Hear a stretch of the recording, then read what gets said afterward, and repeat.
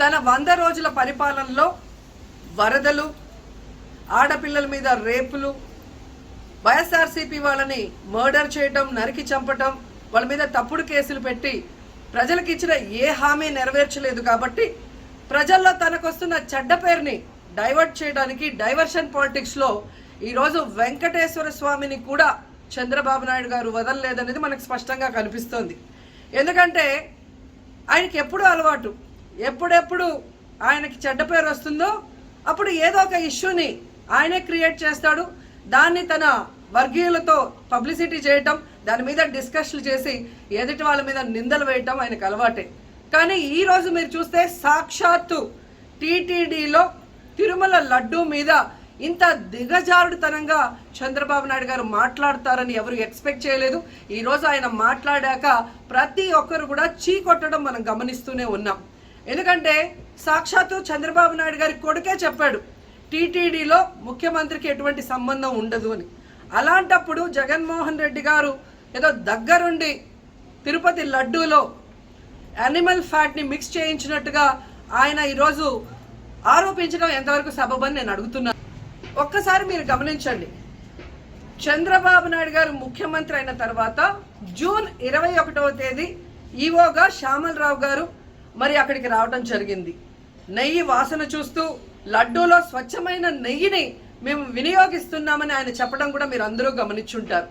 July 6వ తేదీ 12వ తేదీ 2 సార్లు ట్యాంకర్లది టెస్ట్ చేయడం జరిగింది.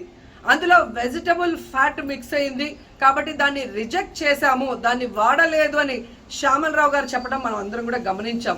అలాంటిది 2 నెలల తర్వాత ఇప్పుడు చంద్రబాబు నాయుడు టీటీడీకి సంబంధించిన దాన్ని టీడీపీ ఆఫీసులో ప్రెస్ మీట్ పెట్టి ఇలా యానిమల్ ఫ్యాట్ కలిసింది అని ఒక నింద వేసినప్పుడు దాన్ని సమర్థిస్తూ మళ్ళీ శ్యామలరావు గారితో ప్రెషర్ పెట్టి ప్రెస్ మీట్ పెట్టించి ఎలా మాట్లాడిచ్చారో మీ అందరూ కూడా గమనించారు.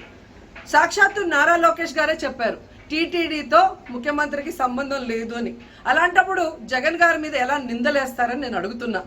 ఈరోజు మీ ప్రభుత్వంలో మీ ఈవో ఉండగా మీరు టెస్టింగ్ చేసిన మిల్క్లో వెజిటబుల్ ఫ్యాటా ఇంకో ఫ్యాటా ఉంటే దానికి బాధ్యత ఎవరు? శ్యామలరావు గారా, లేదా ప్రభుత్వంలో ఉన్న చంద్రబాబు నాయుడు గారా, లేదా ఎవరు టీటీడీ బోర్డులో ఉన్న మెంబర్సా? సో ఇది ఒకసారి మనం ఆలోచించాల్సిన విషయం. అంటే ఈవో గారు తాను జాయిన్ అయినప్పుడు ఏం చెప్పాడు, ఈరోజు చంద్రబాబు నాయుడు ప్రెషర్ పెట్టాక ఏం చెప్పాడు అనేది భక్తులందరూ కూడా గమనించాల్సిన విషయం. రెండవది మీరు చూస్తే చంద్రబాబు నాయుడు డైవర్షన్ పాలిటిక్స్ ఎప్పుడూ చేస్తుంటారు. అలాగే ఈరోజు ఆ తిరుమల కొండ మీదకి జగనన్న అధికారంలో ఉన్నప్పుడు మోడీ గారు వచ్చారు, అమిత్ షా గారు వచ్చారు, ఎక్స్ సీజే రమణ గారు వచ్చారు, ప్రెసెంట్ సీజే గారు వచ్చారు. అంతెందుకు చంద్రబాబు నాయుడు ఫ్యామిలీతో సహా వెళ్ళాడు, పవన్ కళ్యాణ్ గారు వెళ్ళారు. లడ్డూలో ఏ మాత్రం రుచి తేడా ఉంటే ఆ రోజే వాళ్ళు కంప్లైంట్లు ఇచ్చి ఉంటారుగా, ఎందుకు కంప్లైంట్లు ఇవ్వలేదు? ఇప్పుడు ఆ 5 సంవత్సరాల్లో ఏదో జరిగిందని నింద వేయటానికి ఈరోజు టీటీడీని ఎంచుకొని తిరుమల తిరుపతి దేవస్థాన ప్రతిష్టను దిగజార్చడం ఎంతవరకు కరెక్ట్ అని భక్తులందరూ కూడా ఒకసారి ఆలోచించాల్సిన అవసరం ఉంది. అండ్ మూడవది, ఈరోజు ఎవరైతే బీజేపీ నాయకులు కూడా మాట్లాడుతున్నారో వాళ్ళని నేను అడుగుతున్నా, ఇదే టీటీడీ బోర్డులో మెంబర్లుగా బీజేపీకి సంబంధించిన వాళ్ళు ఉన్నారు. మరి ఆ రోజు తప్పు జరిగితే వీళ్ళందరూ ఎందుకు మోడీ గారికి అమిత్ షాకి ఇన్ఫార్మ్ చేయలేదు, ఎందుకు దీని మీద చర్యలు చేపట్టలేదు అనేది నేను అడుగుతున్నా. అలాగే ఈరోజు తెలుగుదేశం పార్టీ అధికార పార్టీలో ఉన్న వేమిరెడ్డి ప్రశాంతి గారు ఆ 5 సంవత్సరాల కాలంలో ఈ పర్చేసింగ్ కమిటీలో 5 సంవత్సరాలు ఉన్నారు. అలాగే ఇప్పుడు మంత్రిగా ఉన్న పార్థసారథి గారు కూడా పర్చేసింగ్ కమిటీలో ఉన్నారు. మరి వాళ్ళని విచారించండి, ఆ బోర్డు మెంబర్లందరినీ బయటకు వచ్చి మాట్లాడమని చెప్పండి, తప్పు జరిగిందా లేదా. ఈరోజు ఇంతమంది గొప్ప గొప్ప వాళ్ళు తిరుమలకు పోయి లడ్డు తిన్నా జరగని తప్పు వాళ్ళ పర్చేస్ కమిటీలో ఉన్న వాళ్ళు జనసేన పార్టీ తెలుగుదేశం పార్టీలో చేరిన వాళ్ళని మాట్లాడకుండా కేవలం జగన్ గారిని టార్గెట్ చేసి మాట్లాడటం చూస్తే రాజకీయ లబ్ధి కోసం తిరుమల పవిత్రను భ్రష్టు పట్టిస్తూ ఈరోజు చంద్రబాబు నాయుడు చేస్తున్న నీచ నికృష్ట రాజకీయాలు అందరూ కూడా గమనించి ఆ చంద్రబాబు నాయుడికి బుద్ధి చెప్పమని కోరుకుంటున్నా. ఇక ఫైనల్గా తనని ఎవరో నమ్మరు అనుకున్నప్పుడు పవన్ కళ్యాణ్ గారిని ఫ్రేమ్లోకి తీసుకురావడం చూస్తున్నాం. ఇది కూడా మనం అందరూ కూడా గమనించాలి. ఎందుకంటే ప్రాయశ్చిత్త దీక్ష చేస్తున్నానని పవన్ కళ్యాణ్ అంటున్నారు. ప్రాయశ్చిత్త దీక్ష ఎవరు చేస్తారు? తప్పు చేసిన వాళ్ళు చేస్తారు.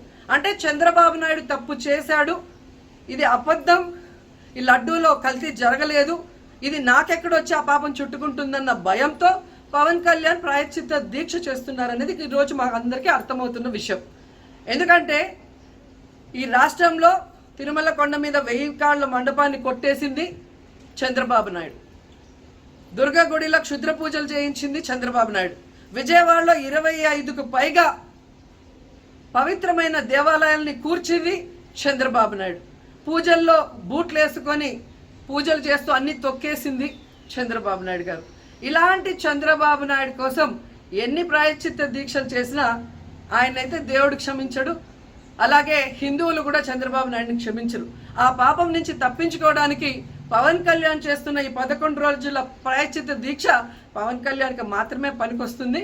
కాబట్టి ఇకనైనా తిరుమల తిరుపతి దేవస్థానాన్ని అడ్డం పెట్టుకొని జగనన్న మీద దుమ్మెత్తి పోసే కార్యక్రమాల్లో ప్రతిష్టగా దిగజారిస్తే తిరుపతి అమ్మాయిగా నేను ఊరుకునేది లేదని కూడా ఈ సందర్భంగా తెలియజేసుకుంటున్నాను.